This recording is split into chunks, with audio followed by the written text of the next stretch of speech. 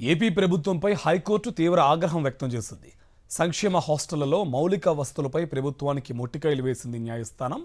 సంక్షేమ హాస్టళ్లలోని పిల్లల అవస్థలు మీకు కనిపించడం లేదా అని ఘాటుగా ప్రశ్నించింది. కటిక నేలపై పిల్లలు ఎలా పడుకుంటున్నారు? మన పిల్లల్ని మనం అలాగే పడుకోబెట్టుకుంటున్నామా? కనీసం సన్నపాటి పరుపు దుప్పటి ఇవ్వలేని పరిస్థితిలో ఉన్నారా? బడ్జెట్ కేటాయింపులన్నీ ఎక్కడికి పోతున్నాయని హైకోర్టు చాలా ఘాటుగా ప్రశ్నించింది.